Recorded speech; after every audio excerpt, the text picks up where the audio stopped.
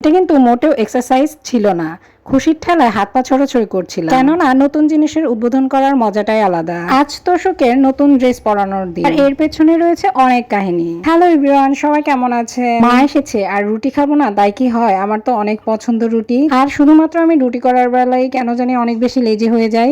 আমাদের লোকজনের সংখ্যার তুলনায় এখানে অনেকগুলো রুটি বানানো হয়েছিল, যার যত ইচ্ছা খেতে পারে, কারণ মা এসেছে বলে কথা, মা তো আর একটু একটু করবে না, যা করে একদম প্রাণ ভরে মন খুলে করে। আর এই যে দেখতে পাচ্ছেন এখানে ছিল স্পেশাল সবজি, ঠিক যেন দোকানের মতো করে। আমার কেন জানি দোকানের সবজিগুলো অনেক বেশি ভালো লাগে, তো এই সবজিটা আমি করেছিলাম। সত্যি কথা বলতে সবজিটা অনেক বেশি টেস্টি হয়েছিল, আর এটাকে অনেকে লাবড়া বলে থাকে। রুটির সাথে এই ধরনের সবজি বা লাবড়া যা লাগে না খেতে, অসাধারণ। আপনাদের এলাকায় এটাকে সবজি না লাবড়া বলে, এটা কিন্তু অবশ্যই কমেন্টসে জানাতে ভুলবেন না।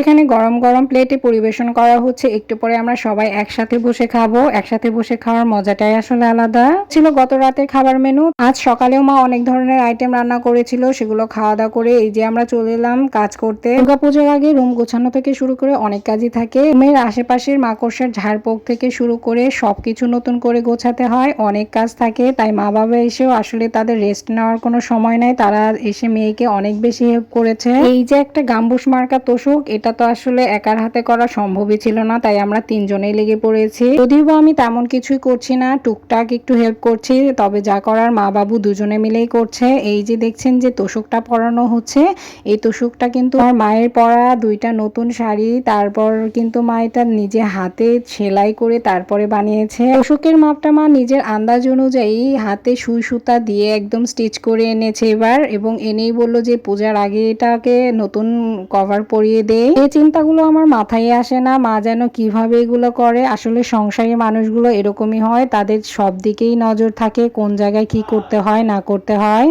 কাপড়গুলো বেশ নতুনই ছিল, দেখুন দেখে মনে হচ্ছে না বেডশিট। এখন তো আমার মনে হচ্ছে বেডশিট ছাড়াই এটার মধ্যে শোয়া যাবে। নতুন জিনিস বলে কথা, তারপরে আবার মায়ের শাড়ি, তাহলে আমি একটু ট্রায়াল না দিলে পারি বলেন তো? আমি প্রথম উদ্বোধন করলাম, আমার তো বেশ শান্তি লাগছিল নতুন জিনিস উদ্বোধন করে। মায়ের শাড়ি বলে কথা, তারপরে আবার সুতির, অনেক বেশি কমফোর্টেবল আর আরাম লাগছিল। এত ভালো লাগছিল যে মনে হচ্ছিল যে আবারও আরেকটা ঘুম দিয়ে দেই।